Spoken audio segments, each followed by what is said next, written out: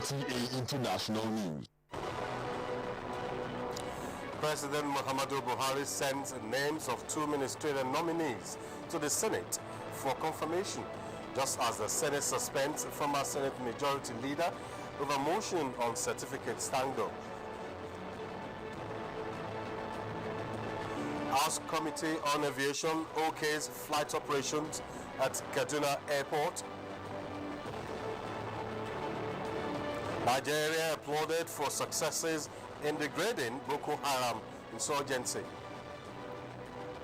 The British government triggers Article 50 to kickstart negotiations on the country's exit from European Union. Thanks for joining us on the news on NTA International. I am Shegun Lawale. Far-reaching measures have been taken by the Federal Executive Council towards ensuring that relationships between the executive and the legislature remains cordial for sustainable growth and development of the country. This Wednesday meeting was presided over by President Muhammadu Buhari. The Minister of Information and Culture, Lai Mohammed, while briefing newsmen after the council meeting, said a high-powered committee has already been constituted towards addressing areas of concern. Details will come your way in subsequent bulletins.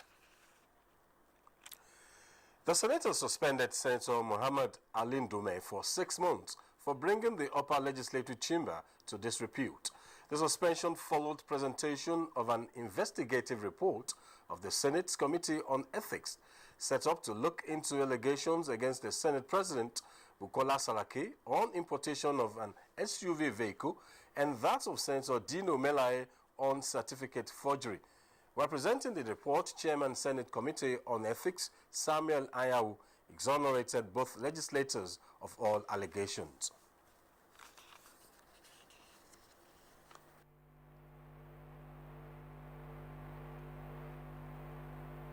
Having failed to cross-check facts before presented at the plenary, he could not be said to have to be a patriotic representative of the Senate and should be penalized to serve as a deterrent to others. Let us establish that they did not commit any wrong based on the allegations that were made against them. If someone sees allegations against anybody in the social media network or any frivolous, trivial allegation, I think it's quite improper to bring that accusation or allegation to the floor of the Senate, thereby wasting the time of this august assembly. I am always in principle against suspension because of what? One, what do we do with the people of Southern Borno who are not going to be represented? I want to plead that this be reduced to at least 6 months. Meanwhile, President Muhammadu Buhari has submitted names of ministerial nominees from Kogi and Gombe states to the Senate for confirmation. The nominees, Professor Stephen Ocholi and Suleiman Hassan, are to replace the late James Ocholi and Amina Mohammed. In the meantime, the House Committee on Aviation says it is impressed with instrument landing system and other safety standards at the Kaduna International Airport after an inspection tour of facilities at the airport. The inspection is premised on questionable aerodrome standards, which the House of Representatives mandated its members to investigate. Emmanuel Aimiro, who was part of the tour, tells us more. Kaduna International Airport is bubbling with aviation activities as aircrafts are landing and taking off. Members, House Committee on Aviation, investigating allegation of inadequate ramp for aircraft parking, processes passengers pass through during departure, perimeter fencing, and procedure for fueling of aircraft, as well as landing system standards. Here is the observation after on-the-spot assessment of facilities. I'm impressed with NAMA facilities at this airport. Terminal building is small to contain the huge traffic that they're experiencing now. and we've seen the perimeter fencing, and work is still ongoing. Allegation of improper procedure for fueling of aircraft was equally debunked. We have only special trucks that bring fuel to the fuel depot. These are Jet A1 trucks. There is nothing like ordinary trucks coming from the city. Meanwhile, passengers returning to Kaduna Airport shared their flight experiences. I'm coming from Paris to Addis Ababa. How does it feel to fly into Kaduna? No, it's the same experience. Experience is very interesting. Like the airport we have here, we thank God that is, an improvement on it. With the availability of appropriate instrument landing system and compliance with other safety requirements, no incidents has been recorded so far. From Kaduna International Airport, Emmanuel Ayemiro, NTA News. Meanwhile, cooperation, collaboration, communication, and consultation have been identified as necessity for harmonious and rancor-free relationship among the various arms of government. This was the focus of discussion on NTA's flagship program, Good Morning Nigeria. Aisha Ubali reports. Nigeria's democratic system is anchored on the tripod of the executive, legislative, and judicial arm, who have clearly defined roles in the governance of the nation. Disputes, however, do occur in the discharge of responsibilities, especially between the executive and the legislature. Guests on Good Morning Nigeria program say it is normal for such troubles, but we are quick to add that the interests of the nation should be the guiding principles. We expect our National Assembly to be devoted to the welfare of Nigerians at all times. Of course, there will be conflicts. We expect each time the National Assembly is going into a battle, it is the furtherance of the welfare of Nigerians. Says he should be invited, only for him to come, and you know very well that that is not in line with what the Constitution as well as the rules governing how a public officer can be summoned or invited to come to the House. That would be an abuse. The framers of our Constitution are thinking that in our journey to nation building, we might run into some unfortunate circumstances where, for example, you will say Balanala is the president. And I say, okay, since I know that the National Assembly cannot alter my budget, 75% of the resources of this country should go to the northwestern state where I come from. On the part of the legislature, the guest noted that they are constitutionally provided for and must be respected by all, at the same time cautioned against overstepping the bounds. All hands must be on deck. All members of the different organs of government must work together to improve the economy and make Nigeria a better place. The infighting is unnecessary, and the party in power should also act as a clearinghouse to get some of these issues sorted out. More work should be allowed to be done and more to be achieved at the committee level. So these are some of the things that could limit, the tendency to maybe get a little bit, excited and all that. The guests were unanimous in the fact that the legislators need to do more to change public perception of the legislature and adopt non-confrontational approach to addressing differences with other arms of government. In Abuja, Aisha Ubali, NTA News. The plight of pensioners echoed in the Senate this Tuesday with plea for the federal government to consider paying their benefit from bailout funds. It came as the Executive Secretary of the Pension Transitional Arrangement Directorate, Sharon Ikazo, reiterated her commitment towards restoring confidence in pension administration. Olajide Bello reports. The motion moved by Senator Emmanuel Poka, the resolution was that the Senate President Bukola Saraki and the House Speaker Yakubu Dogara will liaise with President Muhammadu Buhari to raise bailout funds needed to ameliorate plight of the affected pensioners.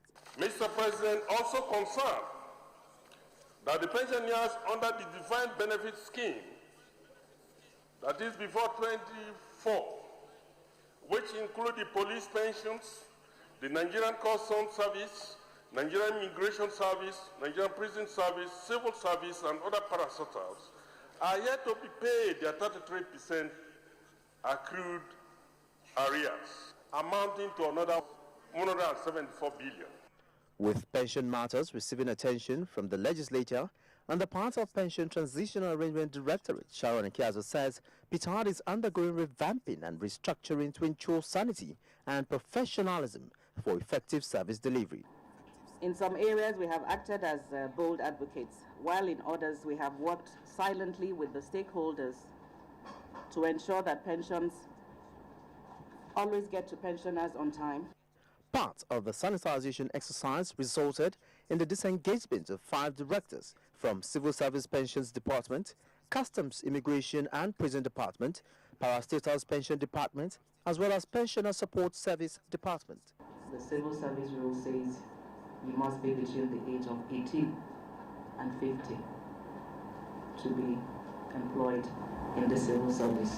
The Executive Secretary added that enforcing high operational standards compliance and partnership with anti-corruption agencies in regulating its activities have been adopted to safeguard pensioners' information and funds. In Abuja, Olajide Bello, NTA News. Minister of Labour and Employment Chris Ngige has affirmed his commitment to reposition the Michael Imodu National Institute for Labour Studies as a hub of industrial relations training in Africa. This was at a courtesy visit by the management staff of the institute, led by the new Acting Director General Fatai Onaiko. So, based on the spirit of tripartism, this institute is supposed to be a three-way bridge between the government on one side, the labor unions on one side, and the employers of the workers on one side. More effort will be put into research and publications of titles that are relevant to labor and development needs of Nigeria. The minister described the institute as strategic to both labor studies and industrial relations, adding that it should be restructured to deliver on its mandate. Chris Ngige expressed satisfaction at the institute's efforts at going beyond awarding ordinary national diploma to higher national diploma, urging the management to take a step further to collaborate with relevant university for degree programs. Mass housing estates springing up in various states under the new National Housing Program of the Buhari administration have continued to provide a new window out of the current economic recession. Works and Housing correspondent Muhammad Hamza Sheikh, just back from the Southwest Geopolitical Zone, reports.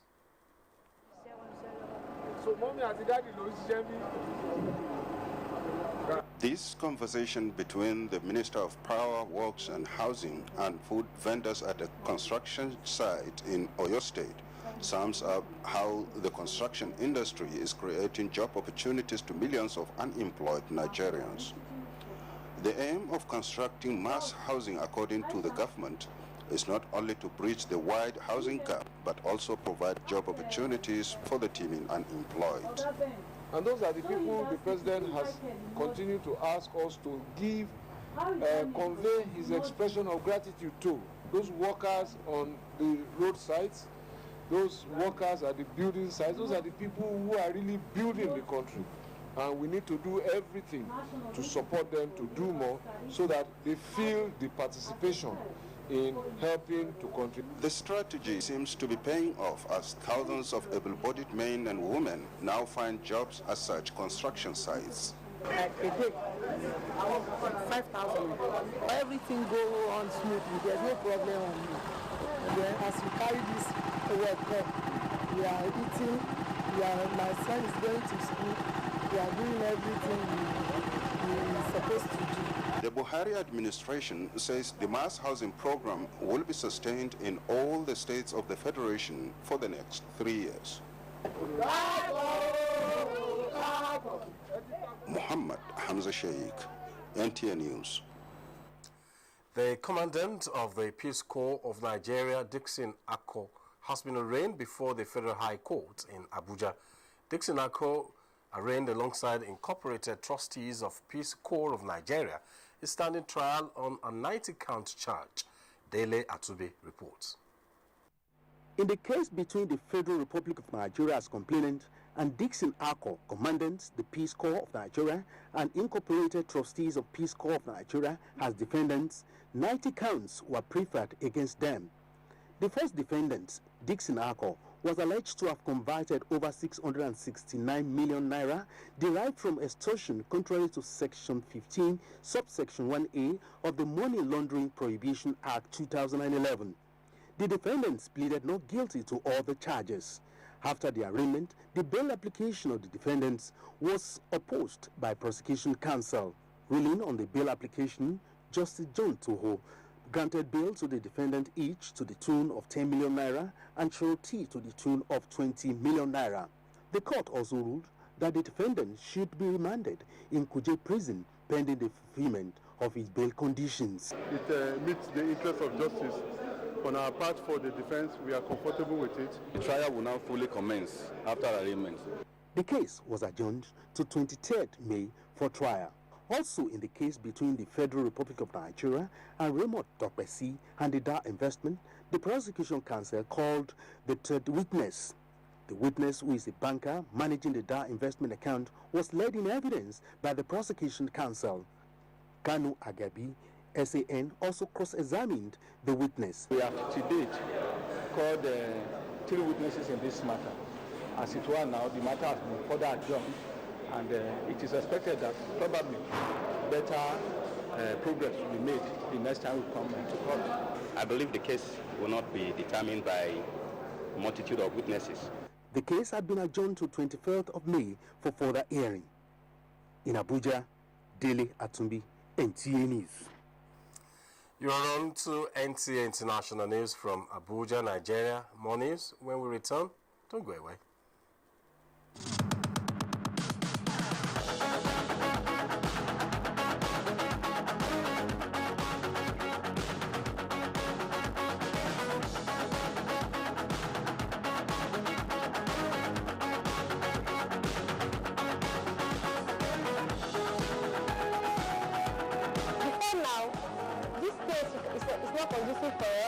All these apparatus was not here. I think with the aid of the rescue mission government, we can boast of being able to handle some practicals. As you can see, we can now learn with ease, carry our practical with ease. Putting all these equipment has really helped and developed my learning in this school. This is the new Imo State, providing free education to the next generation of Imoites. The Imo Rescue Mission. Imo must be better. NTA International News. Africa as it is. Thanks for joining us, and we're kicking off this segment with business news. Nigeria's crude oil exports to rise in the month of May as Chezalam Ekie takes us on a business ride. It's glad to have you join me on business segment as I bring you developments in the world of business.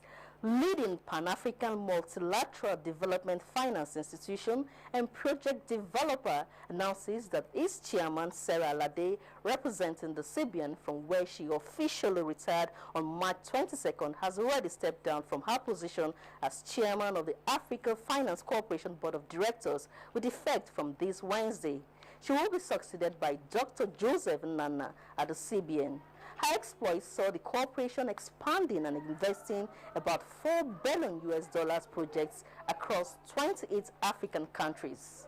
Meanwhile, the CBN has declared Thursday as Financial Literacy Day and is working with 29 financial institutions. This is aimed at impacting about 800 schools in Nigeria with cutting-edge curriculum and inculcating in them sound financial discipline. In a bit of some cherry news, world oil prices extended some gains Wednesday, while there are expectations that an OPEC-led output reduction will be extended in the second half of the year. Back home, Nigeria's crude oil export is set to rise to 1.66 million barrels per day in the month of May. The program in May puts Nigeria just above Angola's planned exploits of 1.61 million barrels per day. Nigeria has consistently been Africa's largest oil exporter, but its loadings have been dropped owing to attacks on infrastructure. And just before we go, a quick look at some commodities prices.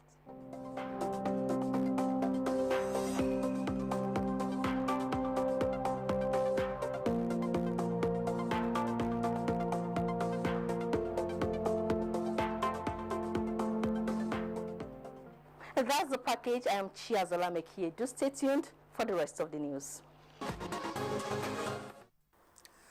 Nigeria has been commended for degrading Boko Haram through the multinational joint task force at the Lake Chad Basin. U.S. Secretary of State Rex Tillerson gave the commendation at the just concluded summit on global coalition working to defeat ISIL held in Washington, D.C. Gabriel Odu reports. It could be recalled that Nigeria, with her neighbors Chad, Cameroon, Niger, and Benin Republic, formed the multinational joint task force to combat the menace of Boko Haram in the region. That is why the United States Secretary of State Rex Tillerson is optimistic that if countries engage in border security, aviation security, online and intelligence sharing, terrorism will be defeated. We need greater intelligence and information sharing within our own domestic intelligence agencies and among our nations. One example of this is West African nations who have put aside national differences to combat Boko Haram. Let us build on this good example. Nigeria's Chargé d'Affaires Hakim Balogun participated at the global coalition working to defeat ISIS. You know, this issue of terrorism, it's a global thing, it's worldwide, and we have to share best practices. That was part of the outcome of today's conference. Nigeria is among the 68 countries on global coalition working to defeat ISIS. Nigeria equally got high commendation for degrading Boko Haram in Nigeria by United States Secretary of State Rex Tillerson. From Washington, D.C., Gabriel Odu, NTA News. And next is news from across the globe with Obiageli Gwoke as United Kingdom kickstarts